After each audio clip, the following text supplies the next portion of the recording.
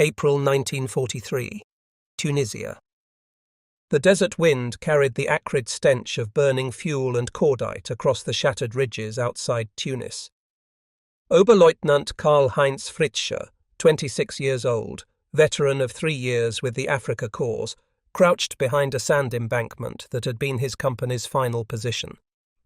Around him lay the remnants of what had once been a proud German infantry regiment, now reduced to a disorganized cluster of exhausted men without ammunition, without rations, and, most critically, without hope. The Afrika Korps had fought to the last kilometre. From El Alamein to the Mareth line, Fritzsche had endured heat that melted steel, sand that ate through boots and engines, skies filled with Allied bombers. He had earned the Iron Cross Second Class for leading a night patrol near El Agheila. He had been wounded twice, shrapnel in the thigh and a bayonet slash across the arm during a confused skirmish with British commandos. Yet in April 1943, his service record meant nothing. The war in Africa was finished. At dawn on April 9th, Fritzsche's battalion commander ordered all weapons destroyed and white flags raised. The Americans were closing in from the west, the British from the east. Surrounded, out of fuel, and with the Mediterranean cut off, the German and Italian forces had no path of escape. Fritzsche removed the bolt from his Mauser rifle and hurled it into the sand before walking forward with his men, hands raised. They expected brutality. Nazi propaganda had painted Americans as mongrel cowards, untrained soldiers propped up only by machines. Fritzsche anticipated beatings, starvation, perhaps summary execution. Instead, what greeted him was something far stranger: efficiency. At the collection point near Bizerte, American military police guided the prisoners into organized columns. German officers were separated from enlisted men, but with a politeness that unnerved them. Medical corpsmen moved through the ranks, inspecting wounds, applying bandages, giving injections against typhus. An American sergeant pressed a tin cup of water into Fritzsche's hands and told him in halting German, "Drink. More coming." Then came the food. Mess tents appeared as if conjured from desert air. The captured Germans were handed trays filled with white bread, tinned meat, beans, even coffee with milk and sugar. Fritzsche stared in disbelief at the pale softness of the bread. It was unlike anything he had seen since leaving Germany in 1941. At home, bread had been coarse and dark, rationed by weight. Here the Americans offered thick slices without limit. He remembered thinking, if this is their food for prisoners, what do their soldiers eat? Within days, Fritzsche was marched with thousands of others to the port city of Oran, Algeria, a staging ground for prisoner processing. What awaited him there contradicted every assumption instilled by German propaganda. Lines of prisoners stretched across the docks, yet the Americans handled them with astonishing precision. Each man photographed, name recorded, fingerprints taken, and an identity card issued, efficient beyond anything Fritzsche had seen in the Wehrmacht. Medical inspections followed, blood pressure checked, vaccinations administered, lice treated. A young American doctor, speaking fluent German, explained their rights under the Geneva Convention. "You are prisoners of war," he said. "You will not be mistreated. You will be fed and housed according to international law." Fritzsche exchanged glances with his comrades. They had been told America was lawless, chaotic, controlled by Jews and criminals. Instead, here was an orderly system that functioned with machine-like discipline. In the holding camp outside Oran, the revelations continued. Prisoners were issued blankets, soap, and toothbrushes, luxuries long absent in German supply lines. Meals included meat twice daily, potatoes, bread, jam, and even cigarettes. Fritzsche had not tasted real coffee since 1941, yet here the Americans served it with milk and sugar. Many Germans whispered that this was propaganda, a temporary show meant to demoralize them. But the evidence kept mounting. For the Americans, this was not extravagance. This was standard. By June 1943, the prisoners were herded onto transports for the long journey across the Atlantic. Fritzsche found himself staring up at the immense grey bulk of a Liberty ship, the SS Robert Rowan, docked at Ardennes. The guards told them the vessel had been built in just over a month at a California shipyard. The Germans laughed bitterly at the absurdity of such a claim. A ship of this size would take a year to construct, perhaps more. But the Americans were not boasting idly. Below decks, the prisoners discovered steel bunks stacked 3 high ventilated compartments and a galley that served 3 hot meals daily. The crew mingled with the prisoners, sometimes offering extra rations. Fritzsche could hardly believe it when on the 3rd evening sailors produced ice cream from a machine in the mess hall. Ice cream in the middle of the Atlantic aboard a cargo ship. He thought of his family in Hamburg, struggling with ration coupons for bread, and felt a wave of disorientation so strong it bordered on despair. The voyage took nearly 2 weeks. On deck, guarded but permitted fresh air, Fritzsche watched as the ship's radar antenna swept the horizon, a technology he had believed scarce even in the Luftwaffe. The Americans had mounted it casually on a transport ship. The crew threw away leftovers daily, half-eaten steaks, loaves of bread, fruit. The Germans whispered in disbelief. They waste more in a day than we eat in a week. When the Liberty ship docked at Norfolk, Virginia, Fritzsche's first glimpse of America confirmed every suspicion now gnawing at his mind. Miles of docks crowded with cargo ships, cranes lifting containers with effortless speed, warehouses bursting with supplies. Parking lots filled with automobiles belonging not to generals or party officials, but to ordinary dock workers. As prisoners were marched toward the waiting trains, Fritzsche noticed that even the guards' uniforms were of better quality fabric than the Wehrmacht issued to officers. The train cars themselves were Pullman coaches, fitted with padded seats and dining compartments. One American sergeant apologized that the air conditioning in their coach was not working properly. Air conditioning for prisoners. Fritzsche thought of his comrades in the Afrika Korps who had died of thirst in the desert, and wondered if the Reich had ever truly understood the enemy it faced. That night, as the train rolled westward through small towns lit by electricity in every window, Fritzsche could not sleep. He scribbled a note in his diary. If they can treat enemies with such abundance, what strength do they possess for themselves? Have we been living inside lies? The answer, though he did not yet know it, would unfold in the Kansas plains, at Camp Concordia, where his transformation from Nazi officer to witness of democracy would begin. June 1943. Oran, Algeria.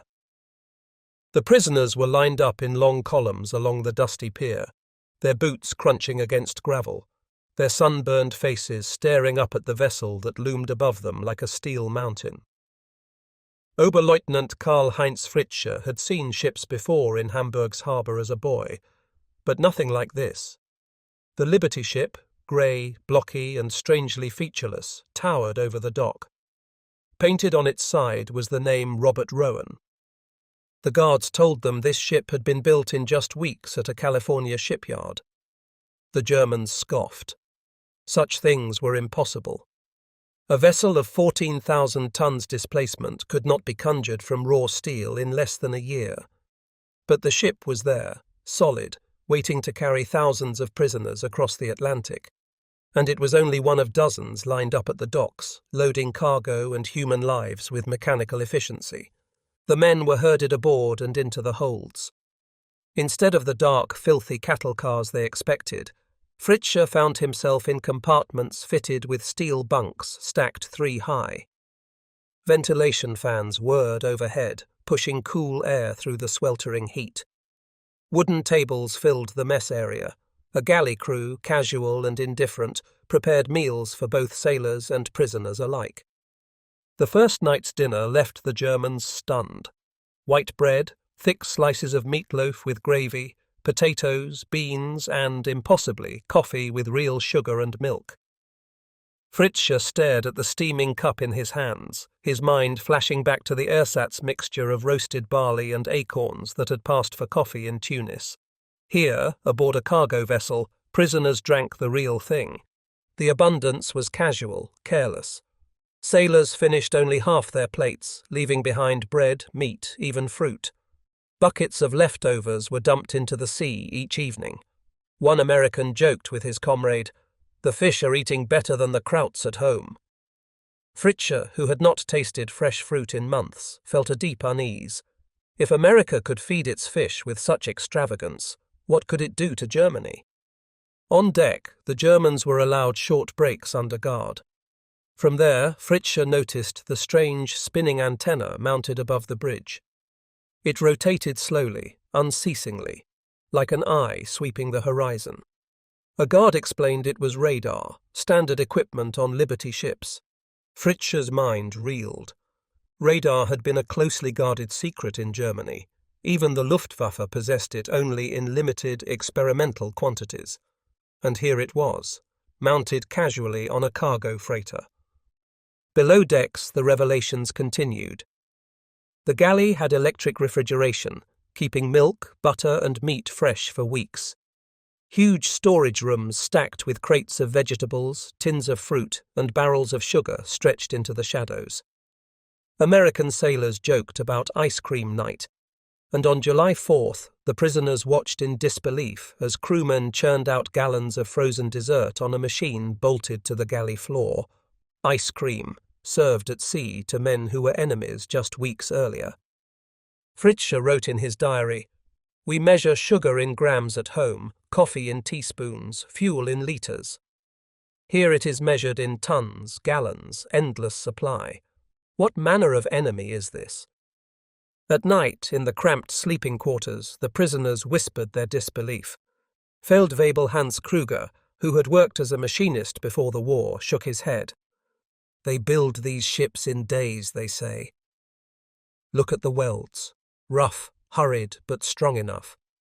They don't care for perfection, only for speed. And they make thousands. We can never match this."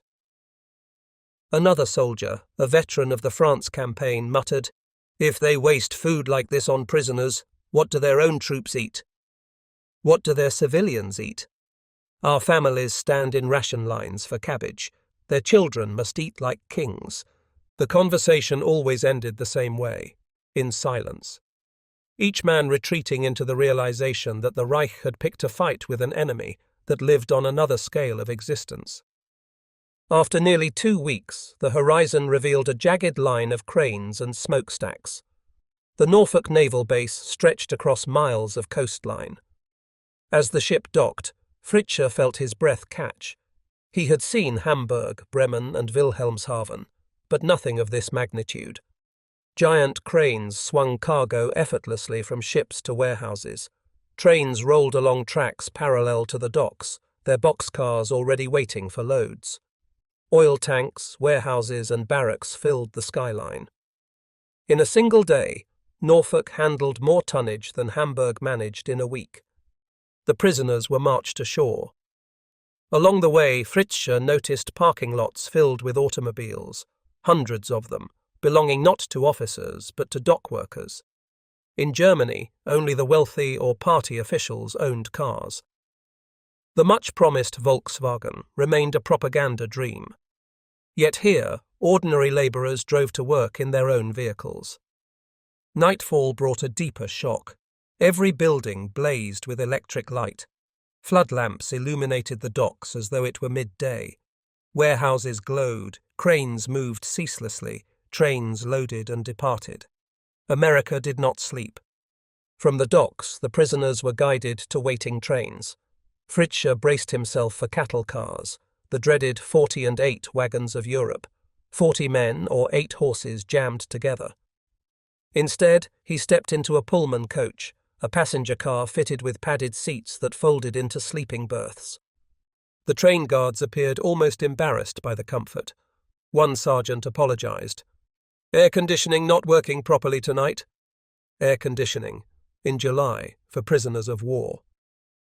Fritzsche sat in silence, the cool air from ceiling fans already more luxury than he had known since before the war. The train rolled westward. Through the windows, the prisoners pressed their faces against the glass. Small towns appeared along the route. Martinsville, Danville, Greensboro. each one glowing with electricity. Neon signs, shop windows lit at midnight, houses with lights burning in multiple rooms. In Germany, entire cities had been blacked out since 1940. Fritzsche counted factories running through the night, their windows blazing, parking lots full, even at 2 a.m. Farmers' houses glowed against the darkness, each with barns, silos, and electric lights strung across fields. He remembered his family's farm in Schleswig-Holstein, where electricity had reached only the main house by 1939. Here, even the barns shone with bulbs. The journey lasted days. The Americans provided regular meals in dining cars, fried chicken, vegetables, pie, coffee served in china cups. For prisoners accustomed to thin rations and desert dust, it felt surreal. In Tennessee, the train stopped in a railway yard where automated coal loaders refueled the engine in half an hour, tasks that would have taken German crews hours. The workers wore leather boots, drank Coca-Cola from glass bottles, and tossed half-finished cigarettes away without thought. By the time the train reached the plains of Kansas, Fritzsche no longer laughed at the propaganda promises of American weakness. He stared out at endless fields stretching to the horizon, at farmhouses glowing with electricity in the night, at factories that seemed never to rest. In his diary, he wrote one final note for the journey. "We came as conquerors. We are now students. Everything we believed has been proven false. If this is what their prisoners see, what power lies behind the curtain?" The answer awaited him in Camp Concordia, rising from the wheat fields of Kansas, a prison that would feel less like captivity than initiation into another world. June 1943. Kansas. The train pulled into the station at Concordia, a small farming town in north-central Kansas. Oberleutnant Karl-Heinz Fritzsche stepped down from the Pullman coach onto the wooden platform, the heavy summer air pressing against him like a blanket.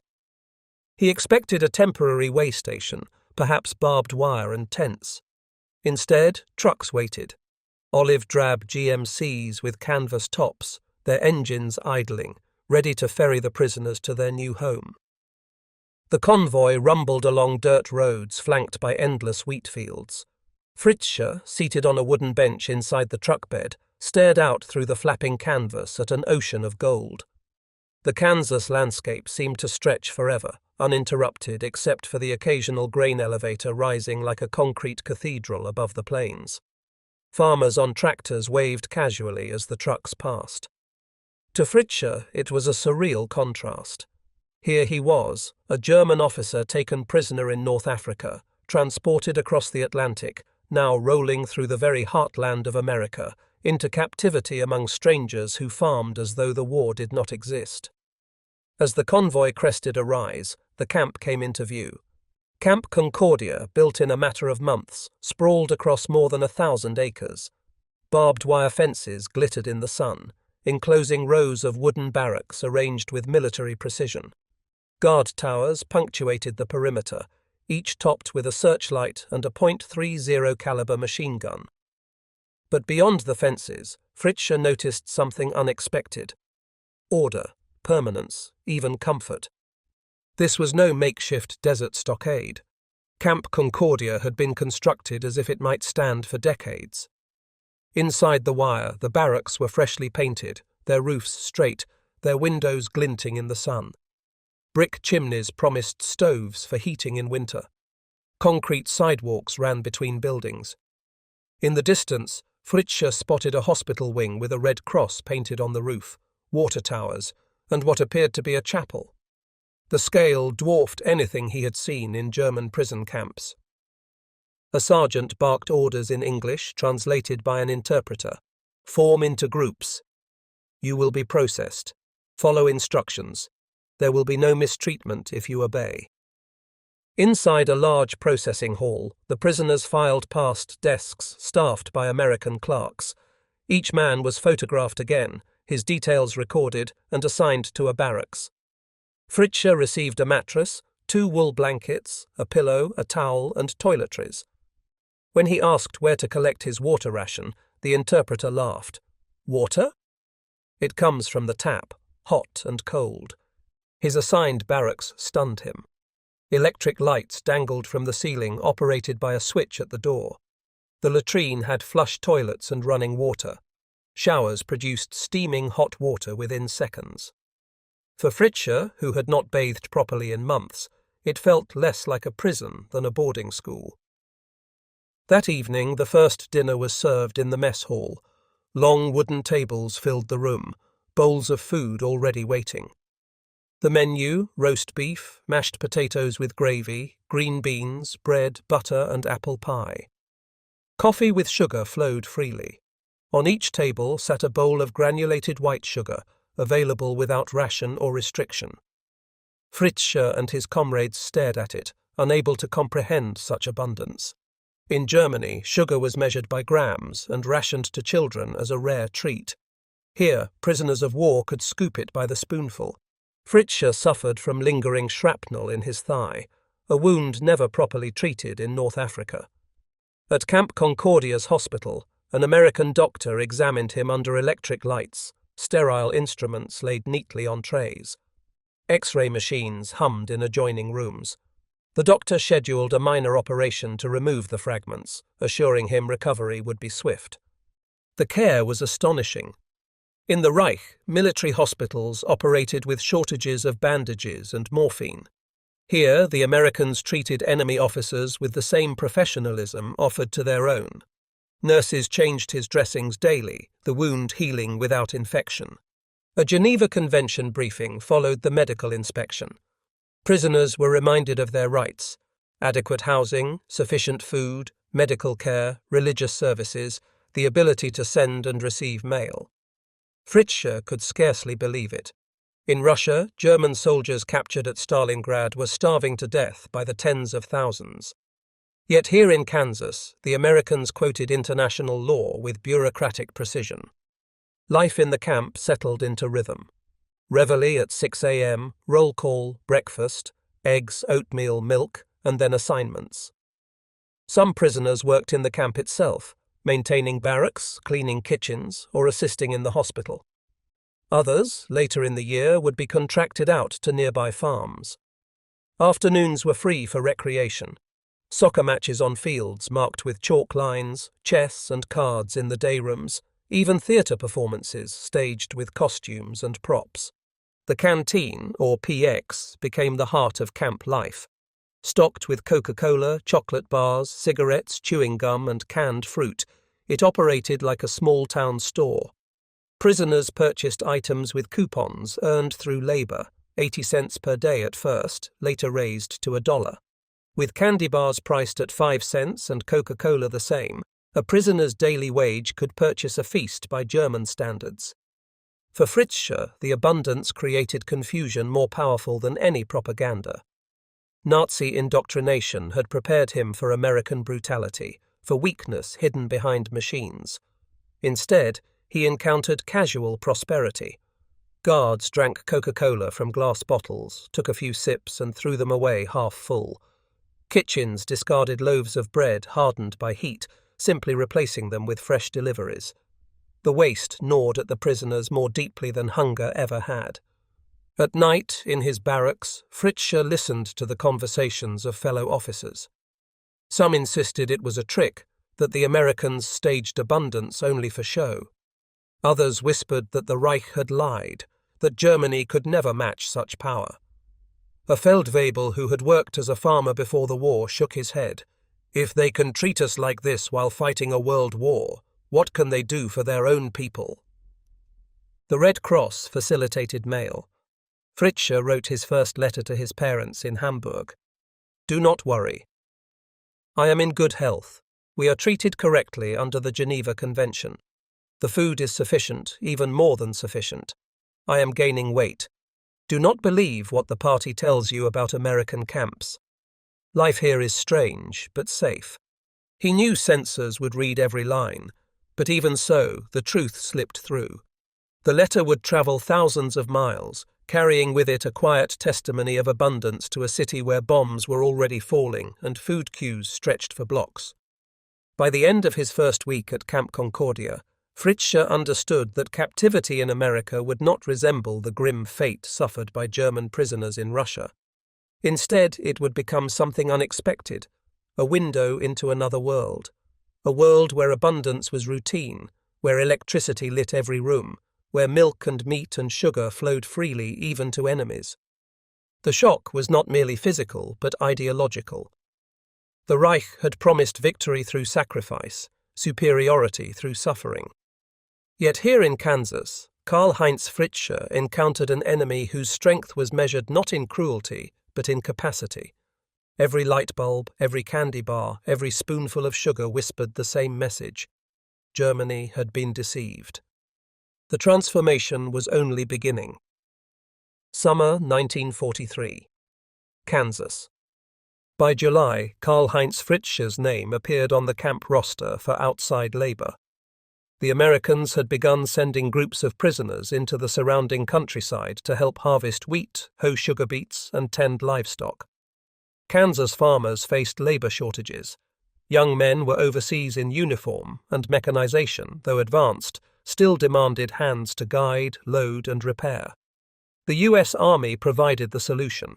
German prisoners of war in olive-drab trucks, guarded but allowed to work among civilians. Fritzsche boarded one such truck at dawn, bouncing along dusty country roads until the camp fences disappeared behind them. The landscape unfolded in waves of grain, rippling gold beneath the rising sun. Grain elevators loomed on the horizon, colossal concrete towers dwarfing anything in his home province of Schleswig-Holstein. He felt both awe and humiliation. A German officer, once commanding men in Africa, now reduced to laborer in America's wheat fields. Yet, as he stepped from the truck, a Kansas farmer greeted him with a nod, pointing to the rows of wheat waiting for harvest. There was no contempt, no derision, only a straightforward expectation. Work needed to be done, and the prisoners would do it. What struck Fritzsche most were the machines. The farmer's combine, a monstrous rattling contraption, moved through the fields with an efficiency that mocked German scarcity. A single machine, driven by one man, accomplished in an hour what had taken entire villages in Germany to achieve by hand with sickle and scythe. Grain poured into trucks in golden streams, lifted by conveyor belts, stored in silos that dwarfed church towers back home. The farmer showed the prisoners how to stack sacks, load trucks, repair machinery.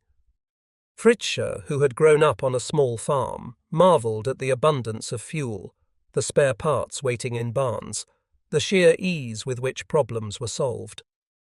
In Germany, every bolt, every drop of fuel required paperwork and ration stamps. Here, an American farmer casually drained gasoline into tractors without counting, as though supply were infinite. During a midday break, the prisoners sat beneath a cottonwood tree, drinking water from a galvanized bucket.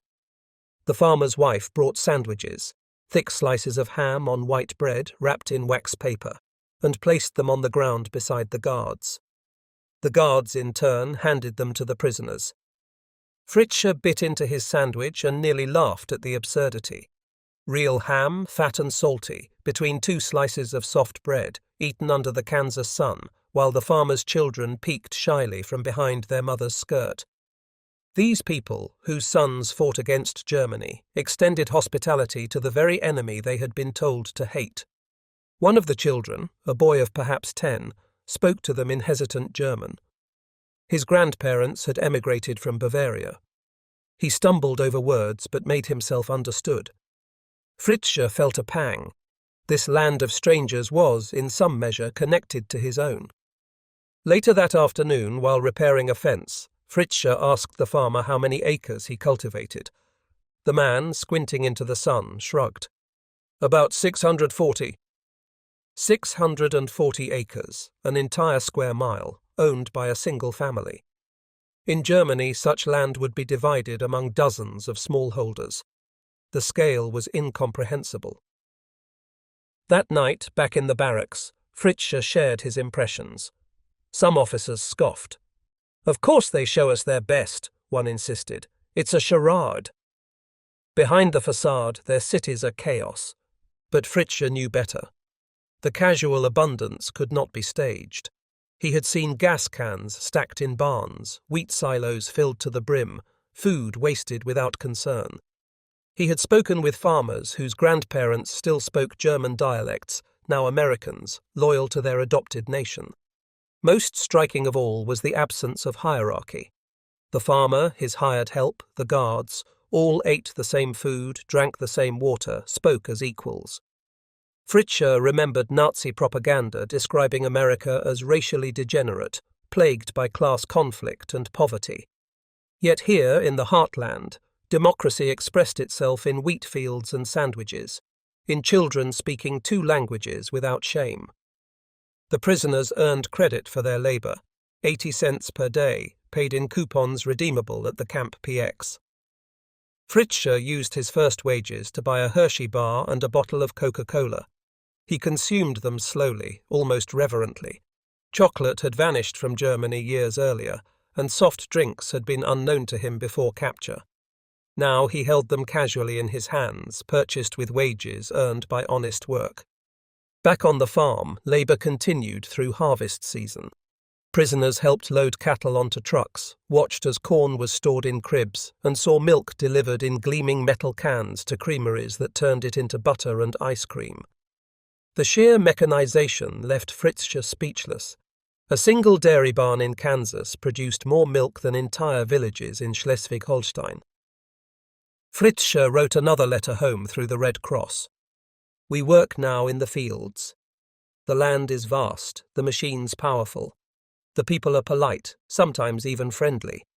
We are paid for our work and may buy small luxuries, chocolate, tobacco, even Coca-Cola. Do not believe the reports of mistreatment. Life here is orderly. The food is good. I pray you are safe. He knew the censors would permit these words precisely because they were true. Among the prisoners, discussions grew sharper. Some clung to ideology. America's abundance was meaningless, they said, decadent, doomed to collapse under its own excess. But others, like Fritzsche, began to doubt. If democracy produced such prosperity, perhaps its foundations were stronger than the Reich admitted. The most disorienting moment came one evening when Fritzsche, with a work detail, was allowed to eat supper at the farmer's table under guard. The family gathered, father, mother, children, and the German prisoners were seated beside them. Plates were passed around, meatloaf, potatoes, corn on the cob, milk in tall glasses. Everyone, from farmer to prisoner, ate the same meal. In Germany, class distinctions governed every detail. Officers dined separately, civilians ate poorer fare than party officials, and prisoners were starved. Here, on an American farm, Fritzsche experienced something entirely different, a leveling. The enemy sat at the same table as the family, eating from the same platters. The children giggled at his accent. The farmer's wife poured him a second glass of milk. It shook him more than any battlefield defeat. By summer's end, Fritzsche had spent weeks laboring in Kansas fields. He returned to Camp Concordia tanned, stronger, carrying wages in his pocket and questions in his mind. The Reich had promised glory through conquest. America demonstrated prosperity through production. In the wheat fields of Kansas, Karl-Heinz Fritzsche glimpsed a truth he could not ignore. The war was already lost, not because German soldiers lacked courage, but because their enemy produced abundance so great it could extend even to prisoners. The lessons of the American heartland, machines that reaped more in an hour than peasants in a season, families that shared meals with their enemies, children who spoke 2 languages without shame, would remain with him long after the fences of Camp Concordia were torn down. The collapse of ideology had begun, not with speeches or propaganda, but with sandwiches under a cottonwood tree, tractors rumbling across fields, and milk poured into a German officer's glass by the wife of an American farmer. By the time the leaves began to turn along the Republican River, Karl-Heinz Fritzsche had settled into a rhythm of captivity. Days alternated between farm labor, roll calls, and camp routines. Yet it was not the work or even the food that unsettled him most. It was the steady intrusion of American culture into the barbed wire world of Camp Concordia. From the moment he first stepped into the camp library, stocked with books in both English and German, to the evening when guards projected an American film on a whitewashed wall, Fritzsche realized he was witnessing something Nazi propaganda had insisted did not exist: a confident, open society unafraid to show its flaws. Each morning, American guards distributed stacks of newspapers for the camp's educational program. The Kansas City Star, the Chicago Tribune, even the New York Times appeared, alongside German-language papers printed in the Midwest for immigrant communities. Though censored to remove military details, these papers revealed far more than the Reich's propaganda machine ever admitted. Fritzsche read articles about strikes in Detroit auto plants, debates in Congress, even criticism of President Roosevelt. The freedom of the press astonished him. In Germany, one voice alone dictated truth: the Völkischer Beobachter, repeating Goebbels' lines like scripture. Yet here, Americans publicly criticized their leaders without fear.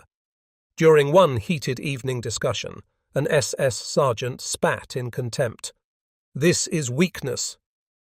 Democracy bickers while strong nations act. But a fellow prisoner, once a law student in Berlin, replied quietly, "Or perhaps it is strength to allow criticism and not collapse. Our Reich arrests those who whisper. Here they publish it." The room fell silent. Even those most loyal to the Reich could not deny the evidence. By October, the camp theatre had been built, nothing more than a barracks converted with rows of benches and a projector. The first film screened for the prisoners was Gone with the Wind. Fritzsche, seated among hundreds of Germans, watched in disbelief as Americans showed their own civil war, their own destruction, their own social divisions, on film for the world to see. Later came The Grapes of Wrath, based on John Steinbeck's novel. Fritzsche expected triumphalist propaganda, the kind the Reich churned out weekly. Instead, he saw scenes of American poverty, tenant farmers evicted, families starving during the Depression. At first, prisoners laughed. How foolish of the Americans to reveal such weakness. But as the film continued, laughter died. Here was a society so confident it could admit failure publicly. And yet, by 1943, that same society had risen from depression to flood the world with tanks, ships, and bombers. Fritzsche left the theatre shaken. In Germany, to admit hardship was treason. In America, it was art. December approached. Rumors spread that American civilians planned to send gifts to prisoners. Few believed it until the trucks arrived. Boxes from church groups, women's auxiliaries, and schoolchildren poured into Camp Concordia. Tens of thousands of packages filled with cookies, socks, knitted scarves, pencils, even games. One Sunday, a chaplain delivered small paper bags to each barracks. Inside Fritzsche's bag were homemade sugar cookies, a New Testament in German, and a note written in careful English. "To our enemy, from the children of First Methodist Church, Concordia. We hope you return safely to your family." Fritzsche stared at the note for a long time. He thought of Hamburg, of his parents standing in line for bread as Allied bombs thundered overhead. Here in Kansas, American children sent cookies to their father's enemies. He could not explain it. The Reich taught that America was decadent, materialistic, incapable of true spirit. Yet here was mercy, extended without calculation. On Christmas Eve, 1943, guards permitted a joint celebration.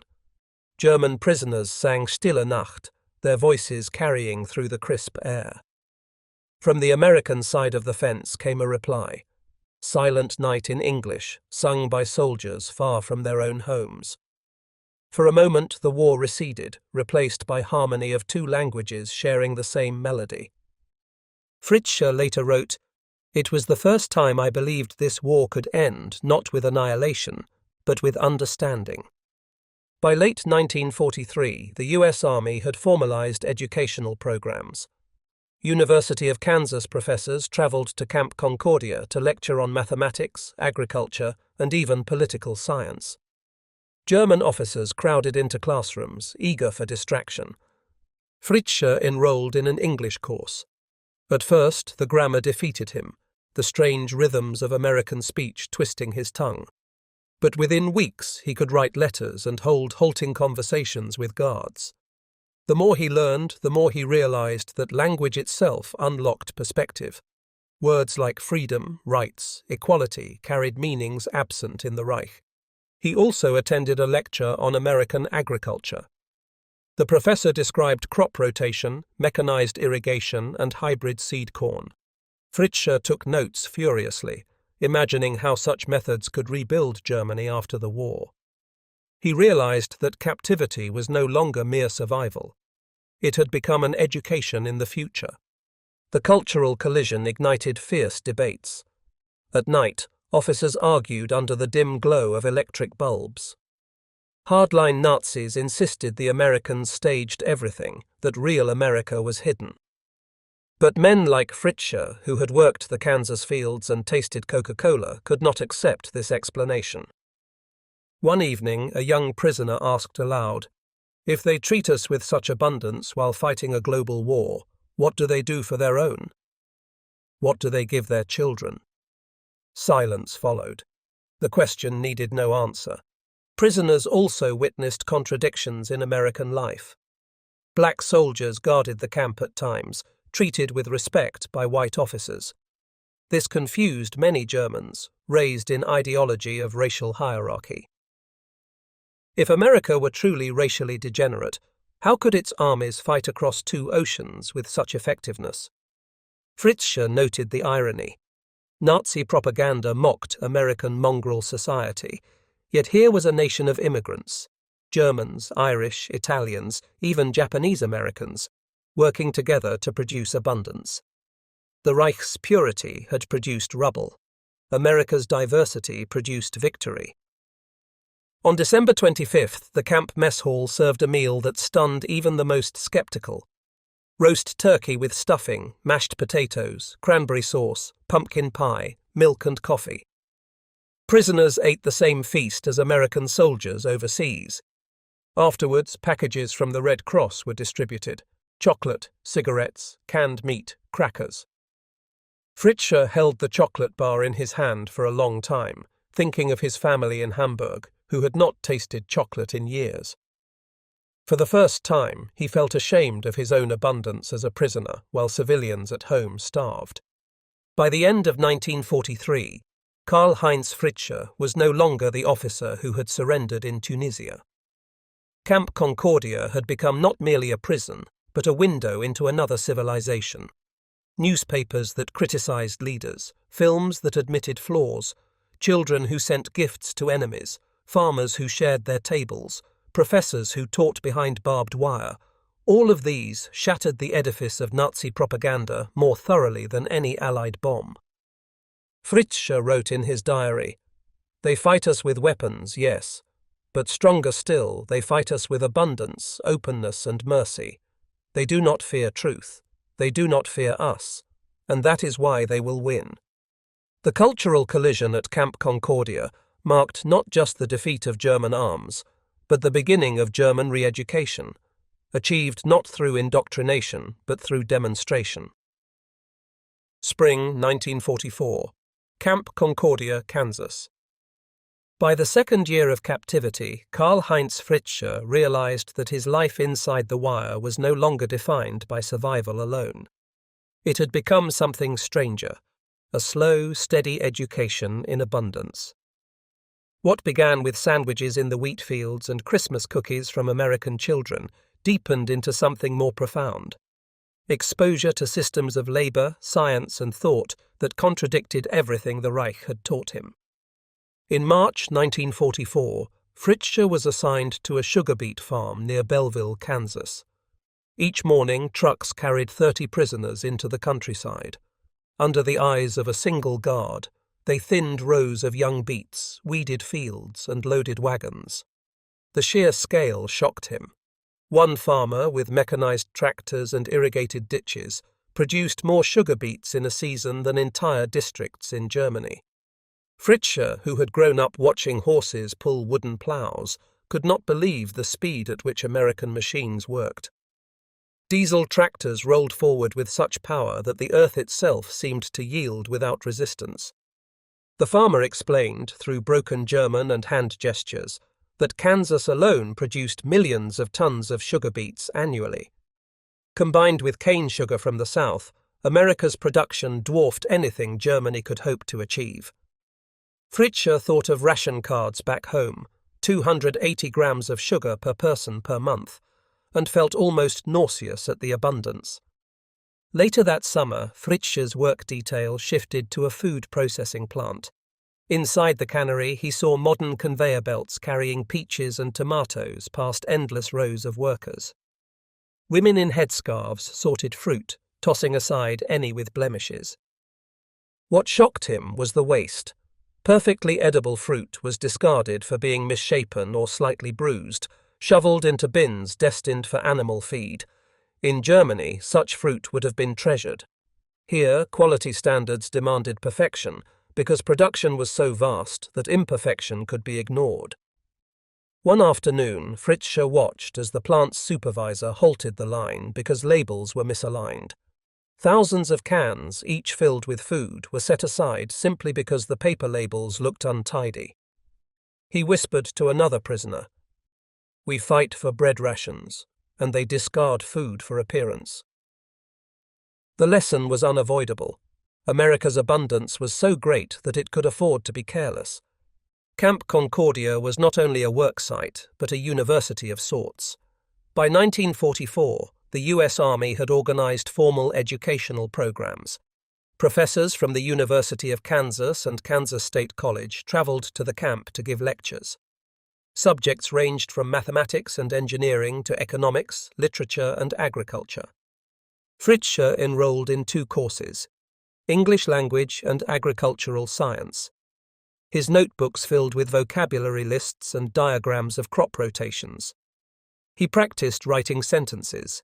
The farmer plows the field. The tractor is large. Slowly, the new language seeped into his mind. The agricultural science class fascinated him most. The American professor, grey-haired and enthusiastic, explained hybrid seed corn and mechanized irrigation. He drew charts showing yields per acre, numbers so high they seemed fictitious to the Germans. Fritzsche copied every detail, determined to remember. One day, the professor casually mentioned that American schoolchildren drank milk daily as part of organized lunch programs. Prisoners exchanged incredulous glances. In Germany, even frontline soldiers often went months without milk. That children received it in schools, routinely, was more devastating than any lecture on democracy.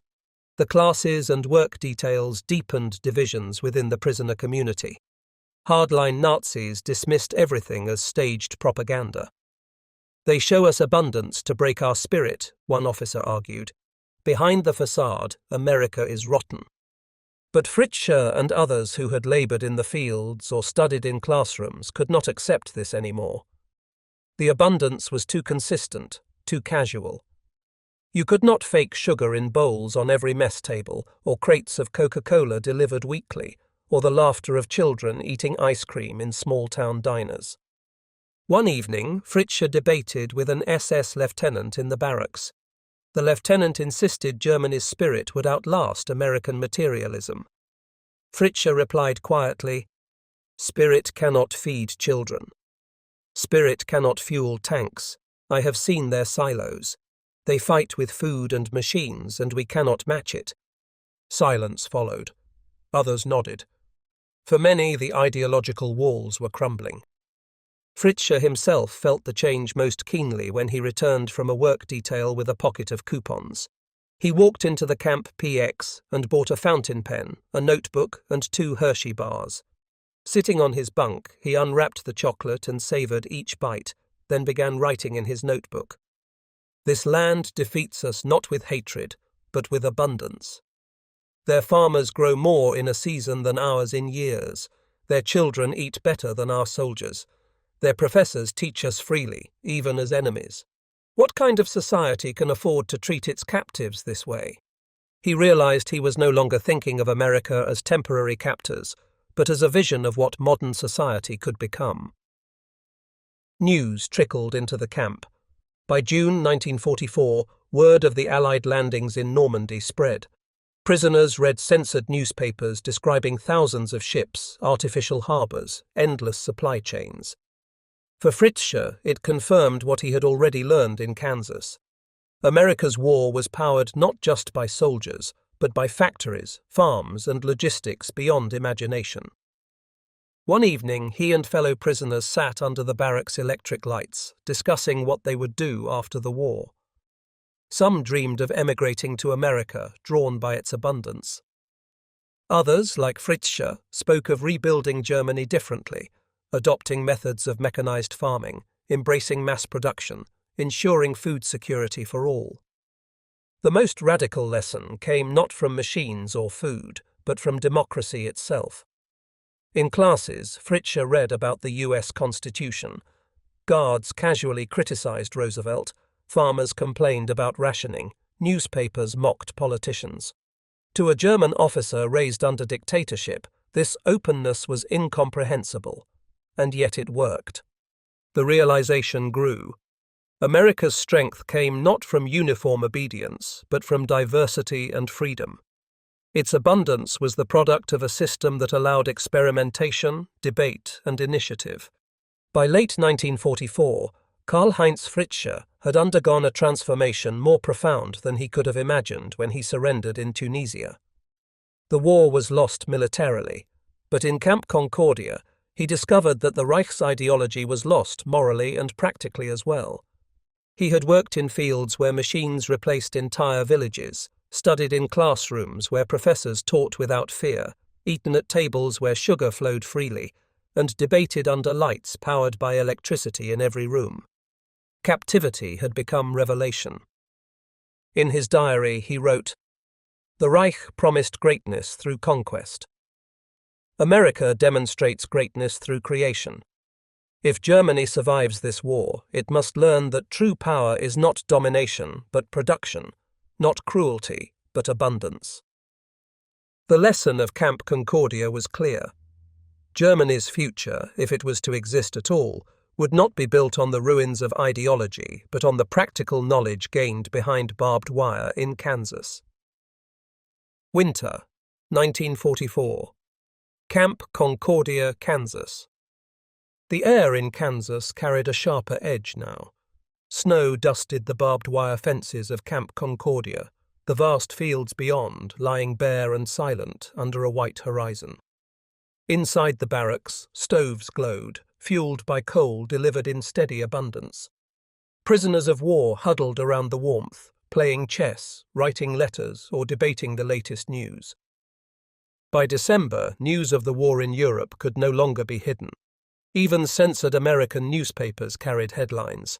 Allies advance in France, Paris liberated, German retreat on all fronts.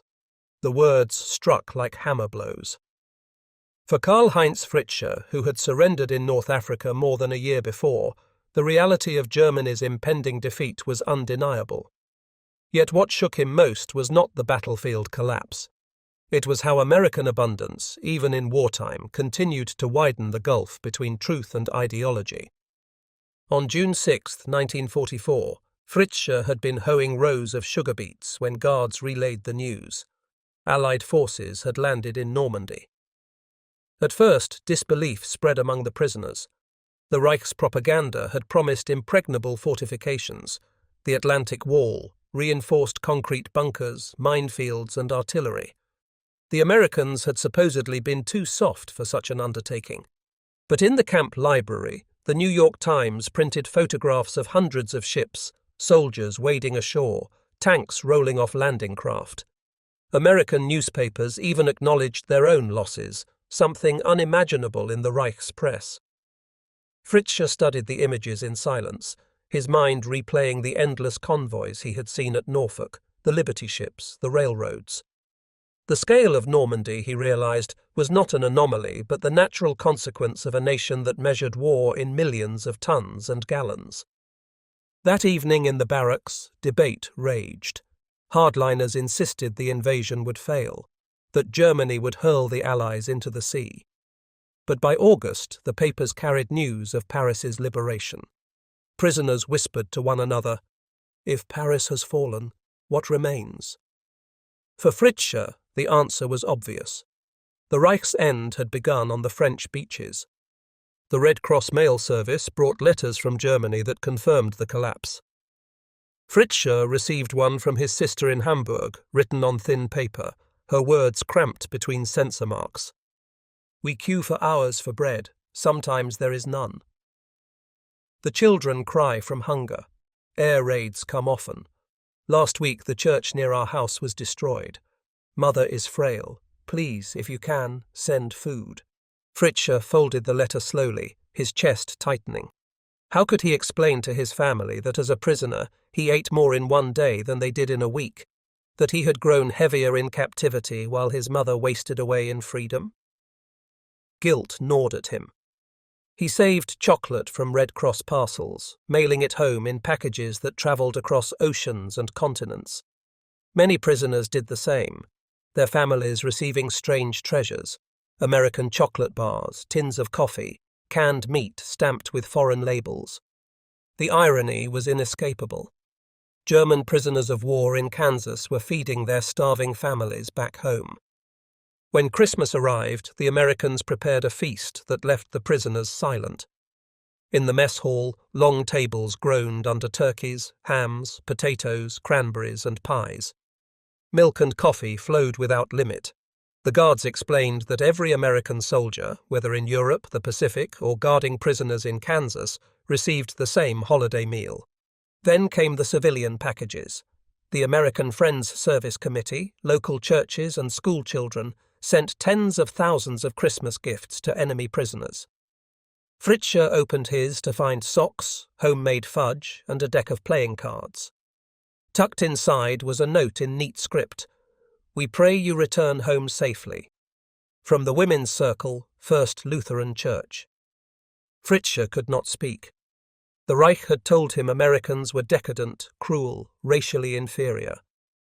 Yet here, strangers who had lost sons in battle sent gifts to the enemy. Mercy, not vengeance. Abundance, not deprivation. The realization cut deeper than any defeat on the battlefield. That evening, prisoners sang carols in German, while American guards answered in English. Two languages blended into harmony under the Kansas stars, barbed wire glinting faintly in the snow. Not all accepted the truth. Some officers clung to ideology, insisting that secret weapons, V-2 rockets, jet fighters, would reverse Germany's fate. But even they fell silent when confronted with American logistics. Fritzsche pointed out the numbers from newspapers. Thousands of bombers built monthly, millions of tons of supplies shipped overseas, gasoline measured not in litres but in oceans. "We cannot fight infinity," he told them. "I have seen their fields. I have worked their canneries. I have studied their universities. They will not collapse. They will overwhelm." Many younger soldiers nodded. The Reich's promises had withered in the Kansas plains. The more Fritzsche read American newspapers, the more he realized their strength lay not only in production, but in freedom. He read articles about Roosevelt's re-election campaign, bitter criticisms of government policies, even debates about how prisoners like himself should be treated. The openness astonished him. In Germany, dissent meant prison, or worse. In America, it was printed daily. One headline caught his attention: "Congress debates POW labor program." Here was a democracy openly discussing how to treat enemy soldiers, while the enemy still fought. Fritzsche underlined the article in his notebook. "This is power," he wrote, "to admit weakness and still prevail." In late December, rumours of a German counterattack in the Ardennes reached the camp. At first, prisoners seized on the reports with desperate hope. The Reich, they whispered, had struck back, throwing the Allies into confusion. But within weeks, newspapers revealed the truth. The offensive had failed, German tanks abandoned for lack of fuel, American reserves crushing the bulge. Fritzsche thought back to the sugar bowls in the mess hall, filled daily without thought. He imagined American fuel tanks filled just as carelessly, while German soldiers froze in the Ardennes. The contrast was unbearable. By the end of 1944, conversations in Camp Concordia had shifted. Few still believed in German victory. Most spoke of survival, of what would come after the war. Some dreamed of emigrating to America, lured by its abundance. Others, like Fritzsche, believed Germany must be rebuilt along new lines, industrial democracy, not authoritarian conquest. One evening, during a heated discussion, a prisoner asked, "How do we explain this to our families? That enemies gave us more than our own state ever did?" Fritzsche answered softly, "We tell them the truth. That we saw another way of life. That abundance is not weakness, but strength." As snow melted into the Kansas soil and 1944 gave way to 1945, Fritzsche understood that the war was already decided. Germany's defeat was inevitable, not only on the battlefield, but in the hearts of men who had seen the impossible become routine in America. He had surrendered as an officer of the Afrika Korps, certain of German superiority. 2 years later, behind barbed wire in Kansas, he no longer believed in that superiority. He believed in tractors that harvested in hours, in sugar bowls filled without ration, in professors who taught prisoners without fear, in civilians who sent gifts to enemies. Camp Concordia had become a crucible, melting away illusions and forging a new understanding. The war was turning, and so too was Fritzsche's mind.